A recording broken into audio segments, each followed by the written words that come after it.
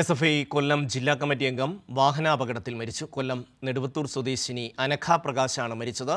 കൊട്ടാരക്കര കോട്ടാത്തലയിൽ അനഘ സഞ്ചരിച്ച സ്കൂട്ടർ സ്വകാര്യ ബസ്സിൽ ഇടിച്ചാണ് അപകടമുണ്ടായത്. രാജ്കുമാർ ചേരുന്നു. രാജ്കുമാർ, എങ്ങനെയായിരുന്നു അപകടം?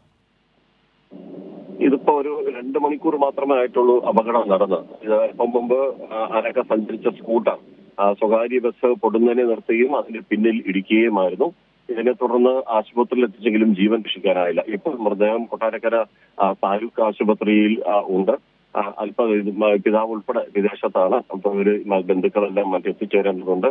അത് മാത്രമല്ല, ഇപ്പൊ അനഘ എന്ന് പറയുമ്പോൾ ഇവള് വളരെ കൃത്യമായി, അതായത് ഒരു SFI എന്ന നിലയിൽ ശക്തമായ ഒരു പോരാട്ടം നടത്തുന്ന ഒരു പോരാളി കൂടിയായിരുന്നു ഈ നമുക്ക് നഷ്ടപ്പെട്ട അനഘ.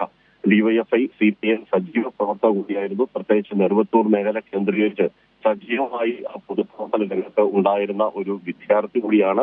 വിദ്യാർത്ഥി എന്ന നിലയിൽ മാത്രമല്ല, ഒരു പൊതുപ്രവർത്തക, നാട്ടുകാരുടെ ഏത് ആവശ്യങ്ങൾക്കും ഏത് സമയത്തും ഏതൊരു രാത്രിയിൽ പോലും ഇറങ്ങി അവർക്കൊപ്പം പോവുകയും ആ നിലയിൽ പ്രവർത്തിച്ചു വന്ന ഒരു സഖാവിനെയാണ് ഇപ്പോൾ SFIക്കും അതുപോലെ CPM DYFI പ്രസ്ഥാനങ്ങൾക്ക് നഷ്ടപ്പെട്ടിരിക്കുന്നത്.